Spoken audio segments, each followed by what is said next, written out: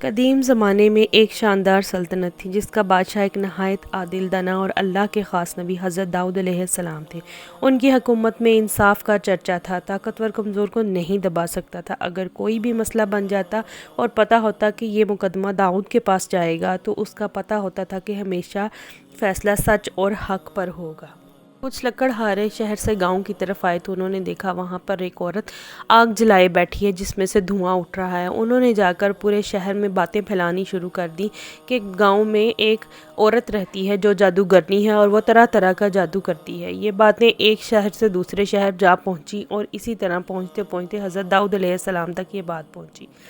حضرت داؤد علیہ السلام بہت زیادہ پریشان ہوئے۔ انہوں نے اپنے وزیروں کے ساتھ بیٹھے، انہوں نے گفتگو کی اور کہا کہ ہم خود جا کر وہاں پر دیکھنا چاہتے ہیں کہ آخر یہ ماجرا کیا ہے۔ سب کہنے لگے آپ مت جائیں، لیکن آپ نے کہا نہیں میں جاؤں گا۔ آپ نے جنگل کی طرف سفر شروع کر دیا اور اپنے کچھ سپاہیوں کو ساتھ لیا۔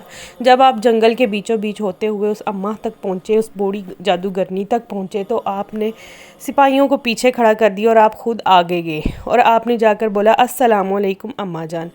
تو وہ تھوڑا سا گھبرا گئیں، لیکن آپ نے کہا کہ آپ پریشان مت ہوں، آپ گھبرائیں نہیں، میں آپ کو کوئی نقصان نہیں پہنچاؤں گا۔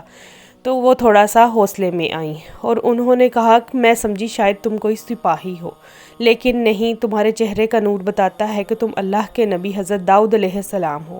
اتنی بات کرنی تھی کہ آپ نے پوچھا اماں آپ کیوں اس حال میں ہیں؟ تو وہ رونے لگیں اور بتانے لگیں بیٹا میں بھی ایک خاندان سے تھی، میرا بھی شوہر تھا، بچے تھے، ایک خاندان تھا، نام تھا، لیکن قحط کے مسئلے میں آ کر سب کچھ اجڑ گیا، کوئی مر گیا، کوئی کہیں چلا گیا، کہیں کوئی ڈوب گیا اور مجھے گاؤں والوں نے ایک طرف جنگل میں اکیلی چھوڑ دیا، کیونکہ جس پر مصیبت آئے اس کو منحوس سمجھا جاتا ہے۔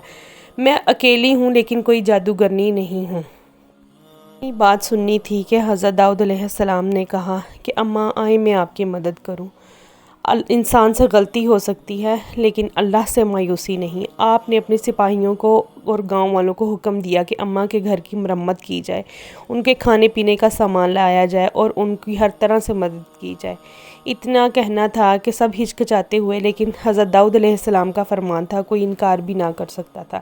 اماں کے گھر کی مرمت کی، ہر چیز دی اور اماں بدلنے لگیں آہستہ آہستہ۔ اماں نے لوگوں کے رستے صاف کرنے شروع کیے، جانوروں اور پرندوں کی مدد کرنا شروع کر دی۔ آخر کار لوگوں نے بھی ان کا احترام کرنا شروع کر دیا اور ان کا نام جادوگرنی سے ہٹ کر جنگل کی دادی اماں بن گیا۔